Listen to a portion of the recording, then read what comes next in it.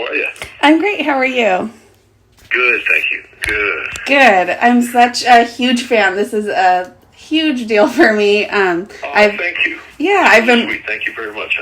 Yeah, absolutely. I've been watching your movies like my whole life. I had teenage sisters, and we watched 16 Candles and Breakfast Club and Vacation on repeat. So. Thank you very much. That's so sweet. I really appreciate it. Yeah, absolutely. So, also, happy Father's Day this weekend. Is this your first one with your son? Yeah, it is. And that's the first Father's Day well-wish I've received. Thank you. You're welcome. Yeah, that's so cool. So, that's great. I saw a few years ago that Molly Ringwald showed her daughter The Breakfast Club. Are there certain movies of yours that you'll definitely show your son or not show your son? Yeah, you know what? It goes back to my own childhood. When I was a kid, I loved Batman, and I was blessed to be a part of The Dark Knight. I had a small role in that back in whenever that was, 2008, I think, yeah. So I recently bought Michael a Dark Knight action figure, and then when I gave it to him on his birthday with his mommy, we were in Toronto, I was shooting Reacher. So we went away to a little water park in Niagara Falls. It was really sweet because my wife loves to swim, right? So we took him there, and we gave him his gifts. But the thing is, he's in chew mode because he's a year now. So he has the Batman action figure has a kung fu grip, and he started chewing on it. So I was like, we got to be careful here. So the Dark Knight would be my answer, I guess. Yeah, that's cool. That'll be fun for you guys. I was, listen, if he, at some point, he'll see the movies as I was a kid. I'm sure it'll be fun to laugh with him. It'd be great. Yeah. They'd probably be laughing at me at that point. Right. I was checking out some of your old interviews recently, and you said in a previous interview that the last conversation that you had with John Hughes also included John Candy, and I was wondering what project were the three of you guys discussing? It really wasn't project focused. It was an interesting thing how it developed. He just called me out of the blue, and what happened was they had been great friends. They did what was a film, The Great Outdoors, together. John and the kids. So what I learned this after the fact, not at the time, but the Candys and the Hugheses actually went on vacations together. So that's what that gave John the impetus to write The Great Outdoors. That's about cool. Two families on vacation, right? It's funny. So it was really just kind of more of a hangout session. We just got on the phone, and I was just so surprised to hear from both of them. It was great, and honestly, we were just kind of shooting the breeze for a couple hours, talking about all kinds of stuff. But one thing did come up, which was the Breakfast Club sequel idea that he had in mind. He was toying with that and kind of, following up with the Gang of Five and, as adults in the professional world. And I know that he was toying with that idea, but I never spoke to him about it after that. But that was the only thing that came up, in terms of work-wise. Otherwise, we were just kind of talking about whatever, it was fun. Oh, well, I wish that could have happened. Yeah, it would have been interesting, Yeah. So you still hold... I saw them recently. I do a bunch of signings, like Comic-Cons, and it's fun. I go across the country, and I love meeting fans, and it's a lot of fun. So we did a Breakfast Club reunion, minus Emilio, recently. It was in Pittsburgh, so it was great. So I saw Molly, and we went out to dinner with her and her husband, and Judd was with us, and a couple buddies of mine. That's so from cool. Pennsylvania came in. So, it was cool to see them all. So it was Allie said she goes to bed early, so she went, she's like, I'm in my slippers by 7, so she didn't join us. But it was great to see them all again, it was really cool. And we were talking about kids, and now I have our son, and it's just great. It's a beautiful time of life. I'm really, truly loving it. I'm really just taking it each day and really absorbing it, trying to be as aware and conscious as I can be, Each little thing of the day as a parent. It's beautiful. Do you have kids? Yeah, I have 3. Oh, incredible. Then you know the deal, Mom. Yeah.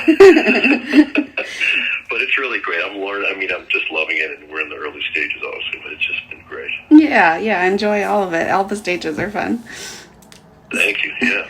So this week, just last night, I watched the Hulu documentary Brats, and cool. You were featured in that. Do you consider yourself part of the Brat Pack? There was like Leah Thompson called herself Brat Pack adjacent, but... Oh, that's funny. Yeah. To be honest, Jessica, I was never in that original article, but I know I'm, I guess considered one of the actors in that group. Look, I love them all. I think they're cool. I haven't worked with them all. I chose personally not to be a part of this because I'm someone who's always moving forward and making new stuff. But I had the chance to meet Andrew recently, actually, at a signing last year, and he's a great guy. I really enjoyed talking with him. He's really cool. I think he's carved out a great career for himself, as a travel writer, and he directs TV, and now he's made this film, and he's released books, and really cool guy. So I just, I haven't seen it. How was it? Did you enjoy it? Yeah, it was really good. It was, cool. Like you said, it was just kind of cool to see everybody again and see them reminisce. Yeah. I mean, I've always thought the Brat Pack was cooler. Yeah. But you know what? The truth is, it was just kind of a maybe a slightly pejorative term, and it was, I think, in the spirit of what the gentleman was trying to do who wrote it. I think his name is David Bloom, maybe. Mm-hmm. He was trying to get them all together and discuss their exploits and this and that. But the truth is, I was younger than all those guys, even back in the day, where Judd and Emilio and Rob and those guys, they were like in their early 20s. I was still a teenager. So, but anyway, I mean, I'm proud of them all. I think they're all cool people. And, I think it's cool that he made that project happen. Yeah. So speaking of you as a teen, you still hold the title of youngest ever cast member of SNL. And though you said it was nerve-wracking and only one season, what did you learn from the experience? Would you give any advice to newcomers to the show? I have kind of a two-part answer. It's pretty funny. First of all, thank you for that. I'm honored that I was a part of it, and that I'm part of the history of the show. The truth is, and this is the flip side of it, and the funny part, it was probably the worst, if not one of the worst seasons in the history of the 50 years. And then, as testament to that, Jessica, here's the thing. And I brought this up. I was on Dana Carvey and David Spade's show yesterday. They're so great. I love those guys. And I told the story. I said at the end of that season, it was pretty well known that there was a sketch written at the end of the 85 season where all of us appeared and basically had something to do with like an office fire or something like that. And basically the joke was all the cats went up in flames, but they saved John Lovitz and Nora Dunn, who at the time was like the Tina Fey of the show. So the rest of us caught fire, and basically Lauren was like, it kind of lets it happen. So the joke was like, we're setting this cast on fire. So I mean, that's kind of testament to the I think the general feeling about the 85-86 season. But with that said, Jessica, it was such a great experience. It really is. It's like beyond 30 Rock, which I know is kind of loosely based on it. It's really an amazing job, It's a 6-day-a-week job. We would come in on Monday, and you start writing and working with writers and pairing off with people. And, we all have our little cubicles, and that part of it looks like 30 Rock, Yeah. And then everybody would write for 2 days, right? Monday, Tuesday, and then by Wednesday you had to tighten everything up and turn in your sketches. Now, this is back in the day, the 80s, everybody, there weren't laptops and cell phones right yet, right? Yeah. So we would hand them into the assistants, and the people would type them up, and then we'd have a read-through at 3 or 4 o'clock, right? And what Lauren does is he brings in the entire cast and then key department heads, and we do a read-through of all the sketches, and basically whatever makes everybody laugh, whatever got the most, the biggest reception, he starts making notes, and then the rest of the week is crazy. He goes to his office that night and kind of maps out the show with the index cards, like you see on TV, the 3 columns of index cards. And then we rehearsed the show like around the clock, Thursday, Friday, Saturday. So even though it was all those years ago, I never forgot the work ethic you have to have. I mean, it's really it's a demanding job. A lot of people don't talk about it because it's so much fun, It's a great experience. So even when you didn't have a great sketch or something funny, it was still such a rush to do, because it felt like theater and, like I said, rock and roll and stand-up all in one, And then there'd be some great superstar band there, and you're like, wow, this is incredible. Yeah, that's so cool. Great experience. Yeah. There's my son, sorry, he's in the background Oh, there. no worries. So you were so good in the Dead Zone series. I loved the movie, and then my family just loved the series. Were you able to consult with either Stephen King or Christopher Walken when you got signed on for the role? That's an interesting question. No, I wasn't able to, but I wish I could have. It would have been great. I love Christopher Walken. He's always been one of my favorite actors since I was a kid. And, and Stephen King. It's so funny. Somebody brought this up yesterday. I was at a Red Sox game with my uncle and his wife and my then fiance, now wife, and this is about 10 years ago. And a kid came up to me as we were leaving the park and in the street, and he goes, I forget his first name, and Stephen King is my uncle. And I was like, oh, that's cool, man. Well, send my best to your uncle. I would love to meet him. Tell him I hope he's proud of what we're doing, Yeah. So that was that's my only connection to Stephen King. I met his nephew. Outside of Fenway. Oh, that's cool. Yeah. So. How was it working? You had mentioned talking about The Dark Knight. How was it working with Christopher Nolan and the DC Universe? And is it true that you were being set up to play the Riddler before Heath Ledger passed? Wow, you dig deep there, Jessica. It's amazing. Well, I'll tell you, I have a story for that. It's actually kind of funny. I think I don't know if anyone's published it yet, so I'll share that with you. But let me tell you about working with him. He's an amazing guy. He has a big interior. By that I mean he's got a lot of presence. He's very focused and very calm. And even though you see him in interviews and all the press that he did for Oppenheimer, he's certainly great with that. He can communicate, and he's extroverted to some degree. But on set, I found him to be very focused, very kind of quiet, and very thoughtful.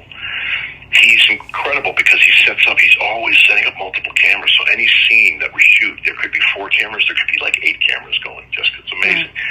So he just has a real specific way of working. He's also very collaborative. You can talk to him about the part or the scene or this or that. And he was incredible to work with. I kept feeling when I was working with him, I was looking at him on the set, and he felt like such an old soul. He felt like he was a lot older than he was. Yeah. There was a certain way he carried himself, but just a brilliant guy, and very nice too, very friendly. He and his wife are a great team, and she is, as you know, the producer, but she works off set, so she's not on set mostly. She kind of works off set. But it was a privilege to work with him. It was really a lot of fun. And at that time, I was actually finishing up the Dead Zone, so I went from Vancouver to London to start The Dark Knight. Because the stuff that I shot was actually at the beginning of the production. It was actually day one. It was stuff in the news studio. Yeah, when I'm interviewing, the people about Batman and Gotham. Yeah. Sorry about my son in the background. I'm on duty though. My wife's. He's good. My wife's doing some errands. Okay, and did you... Sorry, excuse me. Did you have any comment on if you were being set up to play the Riddler? I'm sorry? Did you have any comment on if you were being set up to play the Riddler in Dark Knight Rises? Oh, on the Riddler thing. Oh, yeah, let me tell you the story with that. Now, this is funny. So because I was wearing, literally in this scene that we're shooting, it was the stuff that I shot in the news studio, too. I'm in, a gray suit, right? So we did this scene outside of a high-rise, and it was in downtown Chicago. And I was standing outside, and I was admiring the gray Lamborghini that Christian Bale drives in the movie, right? So I'm going, wow, this is a nice car. And I'm standing. And I guess it might have been some extras, or maybe there was a reporter. I don't know who was out there, because there was, we were shooting those outdoor sequences, with the shooting and all the cops. I mean, there'd be 1,000 extras, So, yeah. But this was on another day, and it was in front of another high rise, and so there were still a lot of people out front. And I think I'm just kind of guessing, Jessica, that's where it started, that people saw me out, standing alongside the Lamborghini. They thought I had this role as the Riddler. I mean, I don't know where else it could have started, but I thought that might have been the connection, because people are going, okay, is Stephanie Michael Hall playing the Riddler? Or I don't know. Oh, okay. That's funny. Yeah, it's kind of random, but I love that idea. Yeah. I would be open to it for sure. What can you tell me about the character that you're going to play in the upcoming season of Reacher, and how was it shooting that? Sure. Well, listen, I had a great time. It's funny because it coincided with the first year of my son's life. And by that, I mean, we started last summer, then the strike happened. So we were off for 4 months, right, like everybody. And then we resumed production in November. And we shot November, December, January. Then we had to take a little hiatus because we had to wait out the winter, because it's a season that's set in the summer in Maine. And then I just finished it, and then I shot sort of April, May, and June. It went great. It's based on one of the Lee Child books called Persuader. Okay. And my character is this really interesting guy named Zachary Beck, and he's got a son who's about 19 or 20. And basically, at the beginning of season 3, I can't say much, but what I can say is that Reacher kind of saves the day, and it helps bail my son out of a situation, and then it leads him to bringing Reacher to my character. And on the surface, the guy's like a wholesale rug dealer, kingpin, but he's living like the Great Gatsby. So you're like, okay, what the hell's going on here? So it sets up something that's really cool, like the overarching story. I really can't divulge, but there's some really cool stuff that happens. And so it was a real gift. I got to work with Nick Santora, the showrunner, who told me he had written it. He had me in mind for this role, and I was honored. So we had a great meeting last summer, and then we, then I screen tested. I did some scenes, and I got the job, and it was a great opportunity. I had a lot of fun. Really great role too, because there's a lot of levels to it. There's a lot of dynamic aspects to this character. Yeah. So that was a lot of fun. And I liked working with Alan a lot. He's a good guy. He's a stand-up guy. He's a father of 3, like you. He has 3 kids, and his wife, a very nice lady. We met her at one of the cast dinners, and Yeah, he's very focused, and I could, you mentioned the Dead Zone. I totally respected the place where he's at, because 20 years ago I had the show and I was, the lead of a series, and it's a lot of work. You got to really maintain not just your work as an actor, but showing leadership and galvanizing the team. It's like being a quarterback, Right. So yeah. He does a great job, and I'm proud of him. He's doing a good job with the show, and a great crew. Honestly, we have a really fantastic crew up there in Toronto, so it was a great experience. Yeah, about a month ago we binged the first 2 seasons, and they're so good, so we can't wait for the third one. Yeah, did you like them? Yeah. Oh, yeah, it's such an exciting series. He's such a great character. He is, he's got that strong, he's got that strength on, it's not just his size, but he's got a good way of acting. I like it, he plays it low-key. Yeah. He's interesting, and then the show has a lot of action and pacing, I was actually texting with Nick yesterday, and he's completely involved, It's interesting, his career, just to tell you a little bit about Nick. 22 years ago, I think, he wrote a spec script that came to the attention of David Simon. It's not David Simon, I'm sorry, the one who created The Sopranos. Forgive me, I can't remember his last name at the moment.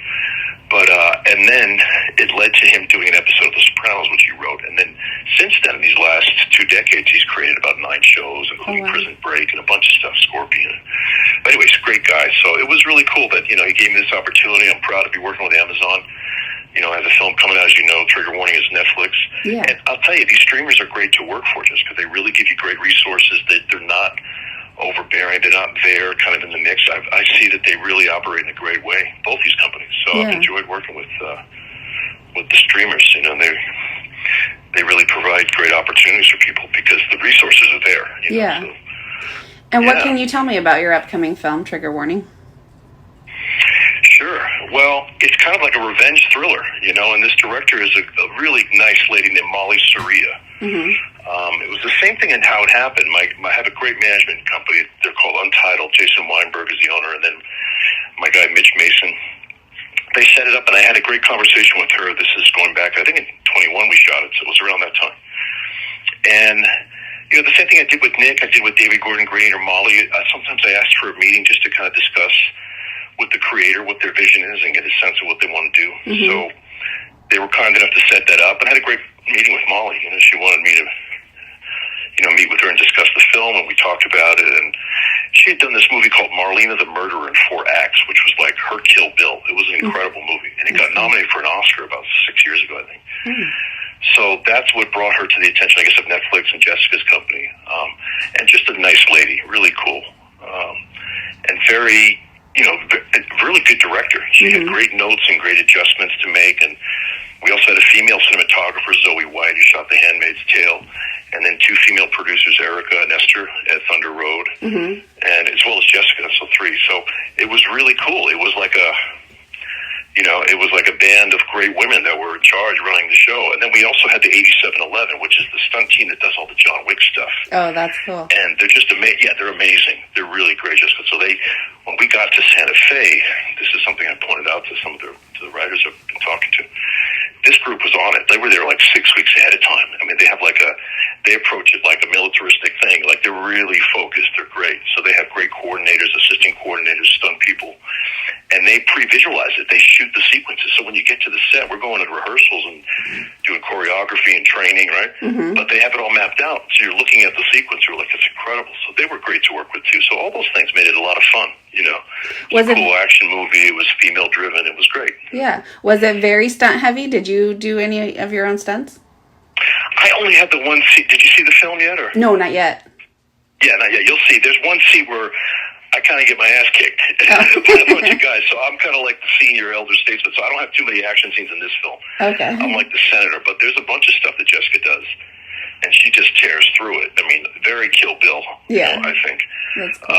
Which is great to see. And what's interesting is that other movie that Molly, the director, made is also kind of a revenge thriller. It's about a peasant woman, and these kind of marauders come into town and kind of just turn her life upside down. And then there's a turn in her where she becomes like Uma did, like Kill Bill, where she just starts slaying, just killing, taking care of everybody, So, okay, well, I'll note these down. I'll have to check out her stuff. It was an exciting film to make for these reasons. I enjoyed it. And also being in a cool place like Santa Fe was very interesting. It adds to it, to the adventure and when you're creating a character, all these things you just kind of incorporated. It's like, oh, this is cool. Yeah. All right. Well, I can't wait for everything that you have coming up, and I really appreciate you taking the time to talk to me. I'm such a fan, and I just really appreciate everything that you contributed. I appreciate it. Yes, ma'am. It was a pleasure talking with you, Jessica. Thanks for doing this piece. It means a lot to me. Thank you very much. Absolutely. I enjoyed our conversation. Have a great weekend. All right. You too, dear. Bye-bye. Thanks. Bye-bye.